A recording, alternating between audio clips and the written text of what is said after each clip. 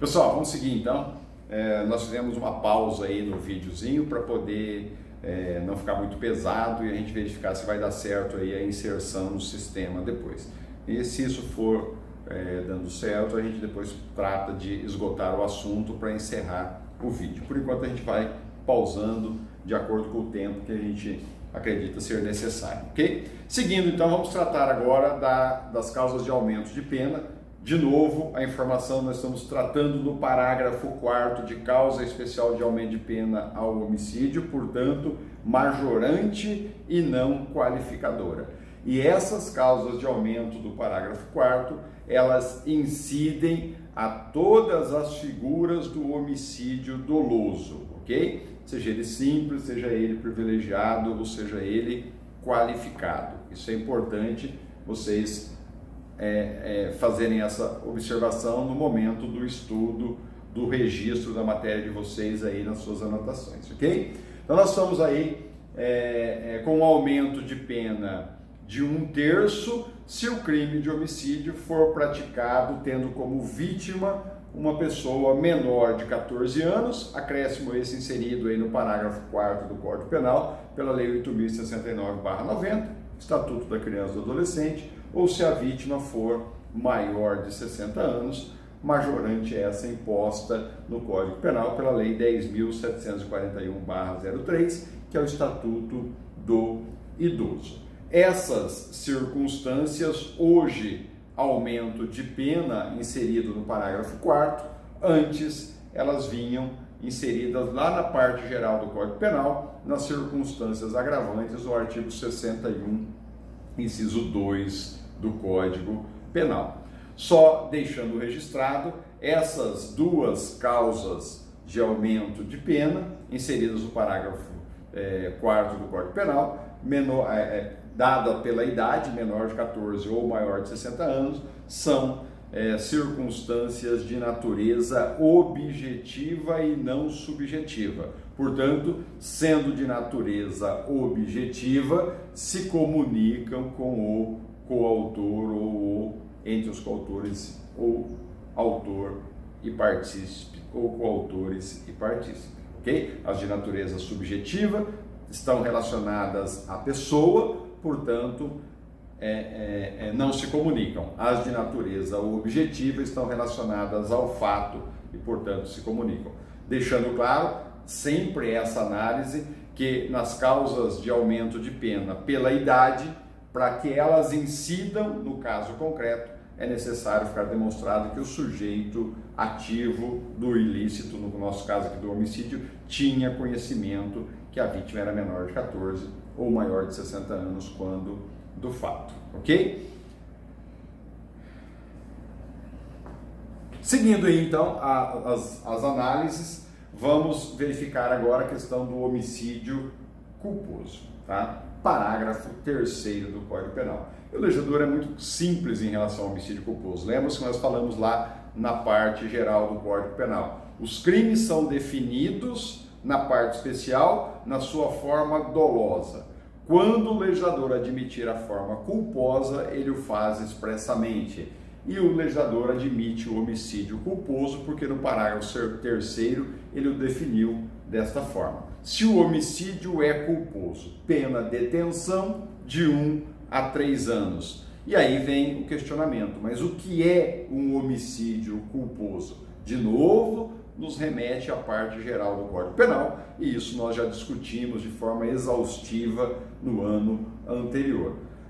Homicídio culposo é a causação de uma morte previsível da vítima por conduta voluntária de uma pessoa que, nas condições em que atirou, que realizou a ação ou a omissão, atirou, mas pode ter dado uma paulada, uma facada, etc., poderia, com o cuidado necessário, evitá-la. Opa, pera lá, será que é possível o homicídio culposo na condição de o indivíduo ir lá e dar uma paulada na cabeça do indivíduo? É óbvio que não, né? Porque aí nós estamos diante de uma situação de dolo. Mas pode ser que o homicídio tenha ocorrido porque um pau ou um pedaço de madeira caiu na cabeça da vítima. Agora sim, nós poderemos ter o chamado homicídio culposo. Lembram-se dos requisitos da culpa? Estão eles aí mencionados para que vocês relembrem. Então, uma revisãozinha bem rapidinha, porque vocês devem se reportar lá à parte geral do Código Penal. Requisitos para a culpa, e no nosso caso aqui, para o homicídio culposo. O agente precisa realizar uma conduta inicial, e essa conduta inicial deve ser voluntária, porém voltada para um fim lícito. Se a conduta inicial é voluntária, voltada para um fim ilícito, eu tenho dolo, ok? Então aqui no caso do homicídio culposo, a conduta é voluntária, porém voltada para um fim lícito, dirigido para um fim lícito. Então, por exemplo, eu estou na sacada do meu apartamento fazendo uma reforma, uma restauração ou até mesmo uma limpeza, tá? E aí, essa é a minha finalidade, minha conduta é dirigida para a restauração, para a reforma ou para a limpeza, conduta lícita e voluntária, tá? E na realização dessa conduta, violando um dever objetivo de cuidado, portanto, negligência, imprudência ou imperícia, no caso aqui da sacada, por negligência ou por imperícia, eu acabo soltando sem querer, tá? Óbvio, né? Aí é que está a falta do dever de cuidado, eu acabo me esbarrando com o corpo num vaso que está próximo e esse vaso cai em queda livre lá de cima e atinge a cabeça de alguém matando.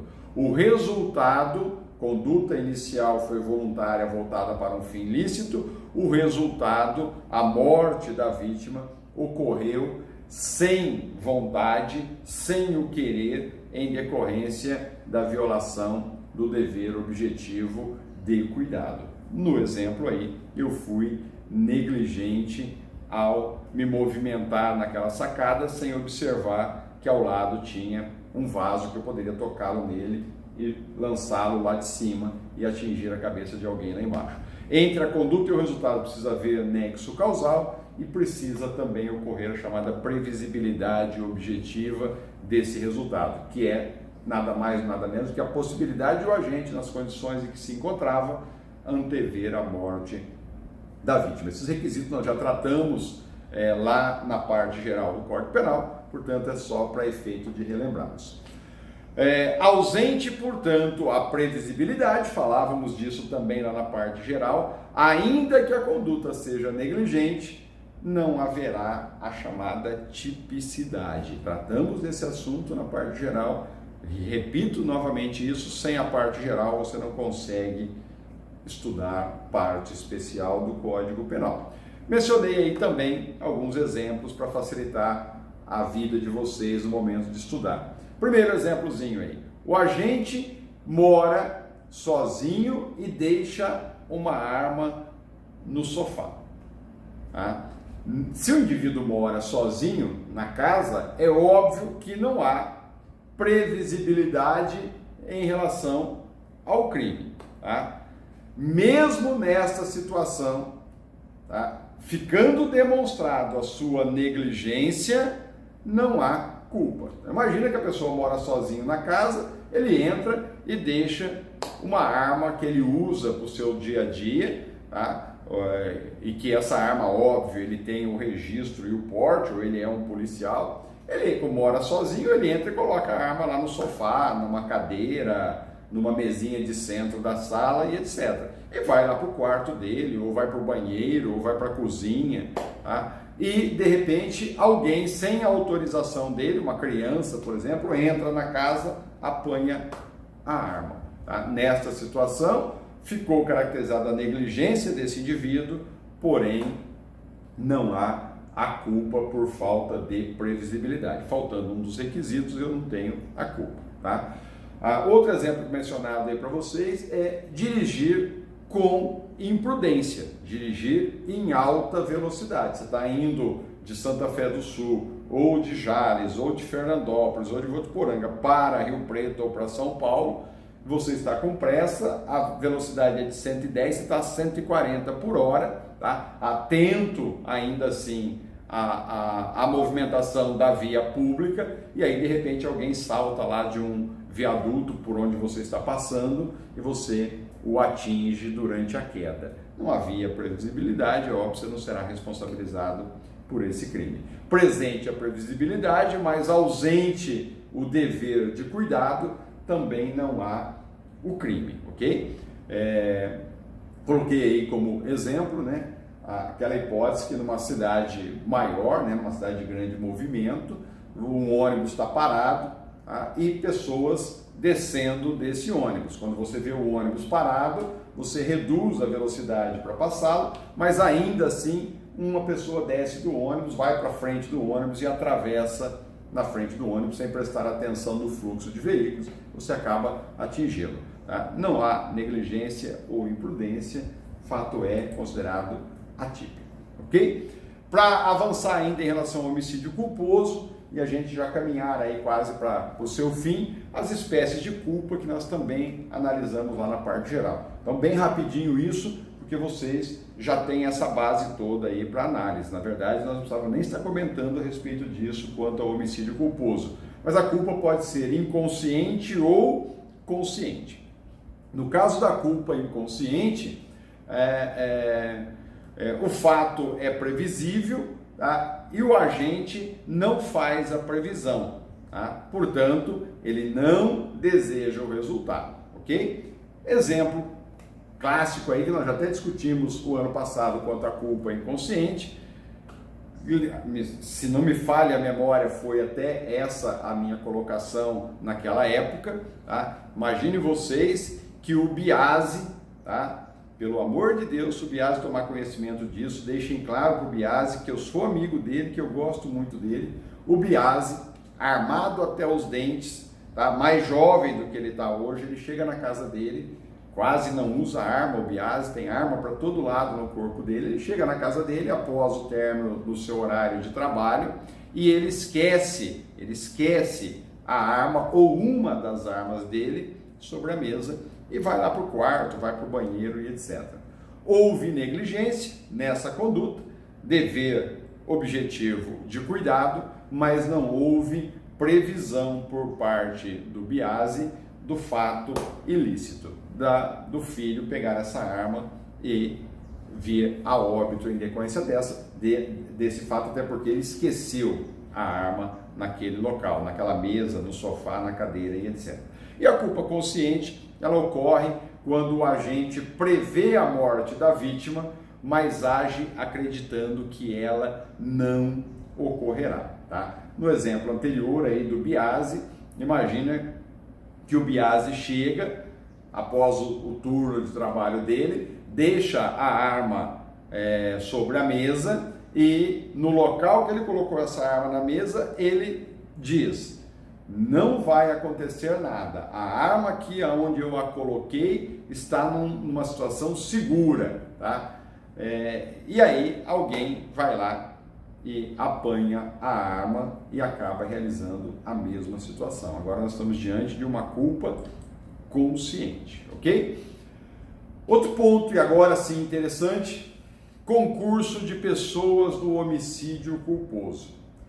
O entendimento predominante é que admite autoria e coautoria, mas não se admite a participação, uma vez que a participação é sempre dolosa, ok? Dá um exemplo lá que nós também comentamos lá no ano passado: o pai entrega o veículo ao filho menor, tá? E o filho menor acaba se envolvendo aí num acidente, levando alguém a óbito. Não há coautoria, o pai não será coautor porque ele não realizou a conduta negligente de matar. Quem o fez foi o filho. Também não há participação porque o pai não tinha o domínio sobre a conduta do filho. Dever objetivo de cuidado, não existe mais dever objetivo de cuidado, não, mentira. Desculpem, responsabilidade objetiva não há mais no direito penal, portanto, não há o nexo causal entre a conduta do filho e do pai. Nessa situação, o pai pode responder sim por entregar o veículo à pessoa não habilitada, que é um outro ilícito diverso daquele do filho, ok? Causa de aumento de pena, lá do parágrafo 4º, nós verificamos a causa de aumento de pena do parágrafo 4º para o homicídio doloso. O parágrafo 4º incide também a causa de aumento de 1/3 quando o homicídio for considerado culposo. Tá? Então, o parágrafo 4º traz a causa de aumento tanto para o homicídio culposo como para o homicídio doloso. Estamos tratando agora das situações de aumento de pena específicas para o homicídio culposo. A primeira delas, aumenta a pena de 1/3 se o homicídio culposo foi praticado levando-se em consideração a inobservância de regra técnica. Veja, nós estamos tratando de inobservância de regra técnica e não de imperícia. São situações totalmente distintas. A imperícia gera culpa. A inobservância de regra técnica eleva a pena, aumenta a pena no crime culposo. Tá? Na atividade profissional, nas diversas atividades profissionais existentes, tá? Existe aí milhares de regras técnicas que devem ser observadas para se evitar acidente durante o exercício dessas atividades profissionais, ok? Várias profissões existem regras técnicas. Não significa que o indivíduo não é preparado, não tem o conhecimento necessário para o desempenho daquela profissão. Tá? Aí ele seria imperito.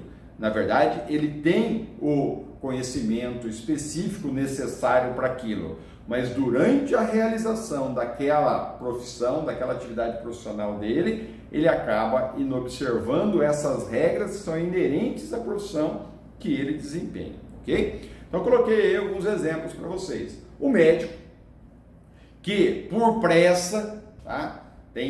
Já está atrasado lá na cirurgia dele, tá? Tem uma série de outros pacientes o aguardando para atendimento pós-cirurgia, ele então, apressado, tá? E tendo conhecimento daquilo que ele está fazendo, então ele é especialista naquela área da medicina, portanto nós não estamos tratando de imperícia aqui, tá? Mas sendo, portanto, perito em relação ao desempenho da função dele, por pressa ele inobserva, ele não atenta-se às regras técnicas do trabalho do dia a dia dele. Então, por exemplo, ele não esteriliza corretamente ou não esteriliza de forma alguma o instrumento cirúrgico que ele vai iniciar a cirurgia e, em decorrência dessa falta de esterilização, ele gera a infecção do paciente e leva-o à morte. Agora, ele pode ter sido perito, mas por negligência ou imprudência,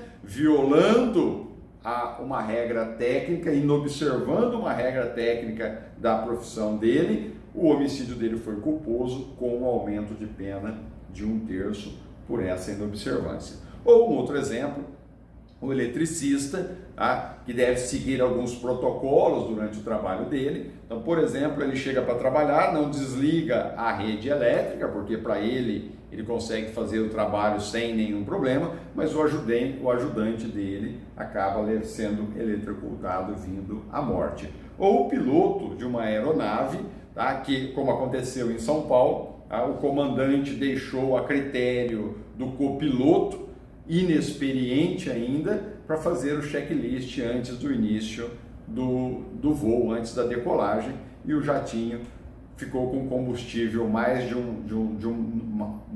combustível numa asa do que na outra. Ao decolar, ele pendeu para um dos lados e perdeu a sustentabilidade e houve a queda. Tá? Essa é uma situação de falta de inobservância de regra técnica. Tá? E aí, as observaçõezinhas aí que eu coloquei, não se confunde com a imperícia, que é a falta de aptidão profissional, já mencionei. Tá? No aumento pela inobservância, o profissional tem aptidão, tem conhecimento, mas não inobserva a regra inerente por puro descaso. Tá? A outra observaçãozinha mencionada aí para vocês é que nós estamos diante, na verdade, e a doutrina é clara em relação a isso, nós estamos diante de uma qualificadora da negligência e não, na verdade, uma causa de aumento. Mas aí foi uma falha do legislador, tá?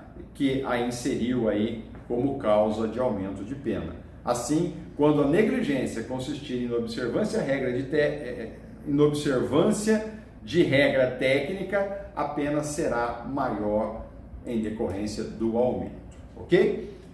Avançando ainda mais um pouquinho, seguindo ainda no parágrafo 4º, em relação à causa de aumento de 1/3 no homicídio culposo, o legislador menciona, além da regra técnica, inobservância de regra técnica, que também há o aumento de pena se o homicídio culposo ou se no homicídio culposo o sujeito ativo deixa de prestar imediato socorro à vítima. Veja, também falamos disso quando nós estudamos lá o ano passado na parte geral. Só haverá, no caso do homicídio culposo, nós estamos estudando o aumento da pena de 1/3 se, na condição em que o fato ocorreu, era perfeitamente possível o sujeito ativo prestar o imediato socorro e ele não o fez, tá? Aí sim há a incidência do aumento de pena. Se ele não tinha condições de socorrer, é óbvio que não haverá a incidência do aumento, tá? Caso ele não tenha essa condição, né, não pode de forma alguma ocorrer o aumento.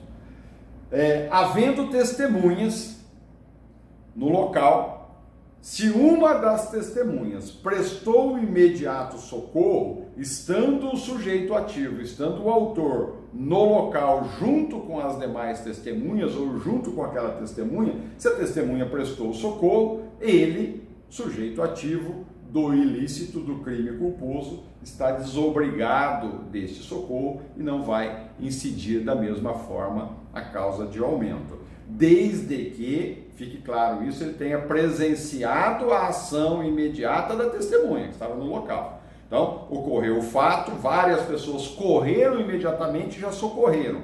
E você estava ali presenciando tudo, mas como as outras pessoas socorreram, você não teve nem condição naquele momento de prestar o socorro, mas ali você permaneceu. Aí nessa situação não incide o aumento de pena. Se você foi o autor do homicídio culposo, aí a pessoa ainda está viva, tá? E você se afasta imediatamente e logo em seguida outras pessoas vêm e socorrem, vai incidir a causa de aumento, tá? Porque aí você não se fazia presente, já ficou claro, já ficou demonstrado a sua intenção de não prestar o socorro, tanto é que você se afastou de imediato, ok? Se nenhuma das pessoas que estão ali presentes prestar assistência, inclusive você não prestou assistência, você foi o causador do ilícito, você vai responder por homicídio culposo com aumento de pena de 1/3 pela omissão em relação ao socorro, e as demais pessoas que ali estavam, que tinham condição de prestar o imediato socorro e não o fizeram por omissão, mas que não eram coautoras, partícipes e etc. do ilícito, essas pessoas respondem por omissão de socorro, artigo 135, parágrafo único, parte final do dispositivo aí mencionado, artigo 135.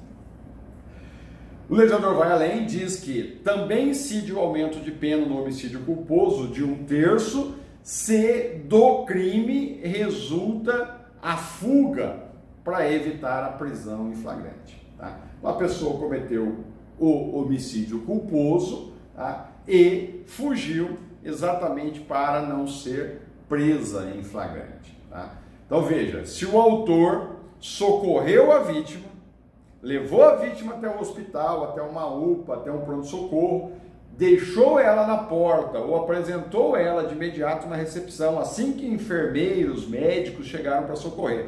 Ela se evade do local, se afasta imediatamente do local, haverá a incidência da causa de aumento, sim, tá? Não altera absolutamente nada nesta situação. Aí ele acaba recebendo aí o aumento da pena.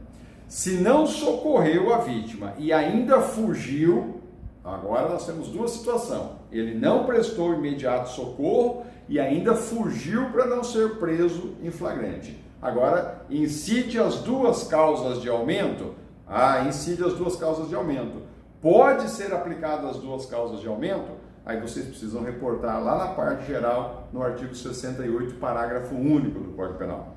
Se as causas de aumento são idênticas, o juiz vai optar por uma delas. Se as causas de aumento forem distintas, que não é o caso que nós estamos tratando aqui, o juiz vai optar por aquela que mais aumenta a pena. Mas aí, artigo 68, vocês precisam voltar lá e dar uma analisadinha. Para finalizar, então, nós temos ainda o perdão judicial. Cuidado, pessoal. Perdão judicial do parágrafo 5º do Código Penal só incide no homicídio culposo.